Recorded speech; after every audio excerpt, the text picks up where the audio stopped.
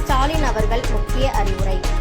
கரூரில் மூதாட்டி நகைக்காக கொலை செய்யப்பட்ட சம்பவத்தை தொடர்ந்து சர்வதேச மனித உரிமை பாதுகாப்பு கழகத்தின் நேஷனல் சேர்மன் ஸ்டாலின் அவர்கள் முதியோர்களுக்கு முக்கிய விழிப்புணர்வு வேண்டுகோள் விடுத்துள்ளார். முதியோர்கள் வீட்டில் தனியாக இருக்கும்போது முன்பின் தெரியாத நபர்களிடம் எச்சரிக்கையாக இருக்க வேண்டும், யாரையும் எளிதில் நம்பி வீட்டுக்குள் அனுமதிக்க வேண்டாம் என அவர் கேட்டுக்கொண்டுள்ளார். நகைக்காக கொலை செய்த பெண் உட்பட 5 பேரை போலீசார் கைது செய்துள்ள நிலையில் பாதுகாப்பு குறித்த இந்த விழிப்புணர்வு வாசகம் முக்கியத்துவம் பெற்றுள்ளது. மத்திய பிரதேசம் படகு விபத்து. திருச்சியைச் சேர்ந்த 6 பேர் பலி. சர்வதேச மனித உரிமை பாதுகாப்பு கழக நேஷனல் சேர்மன் ஸ்டாலின் அவர்கள் விழிப்புணர்வு வேண்டுகோள்.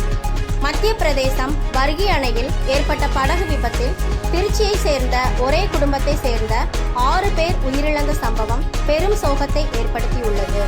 இந்த துயரமான நேரத்தில் பாதிக்கப்பட்ட குடும்பத்தினருக்கு சர்வதேச மனித உரிமை கழக நேஷனல் சேர்மன் ஸ்டாலின் அவர்கள் தனது ஆழ்ந்த இரங்கலையும் வருத்தத்தையும் தெரிவித்துள்ளார்.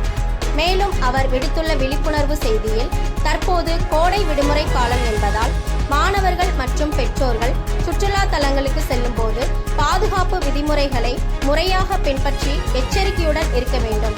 முன்பின் தெரியாத நபர்களிடம் கவனமாக இருக்கவும், நீர்நிலைகளில் பாதுகாப்பாக இருக்கவும் மாணவர்களுக்கும் பொதுமக்களுக்கும் வேண்டுகோள் விடுத்துள்ளார்.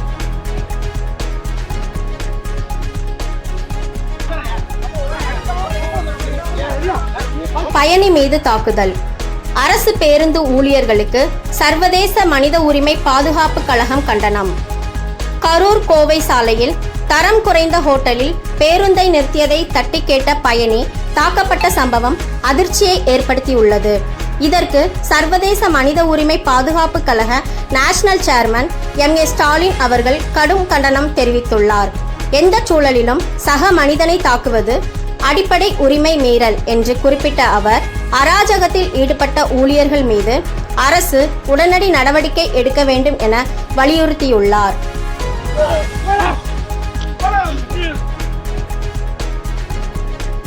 இத்துடன் இன்றைய செய்தி நிறைவடைந்தது. நன்றி, வணக்கம்.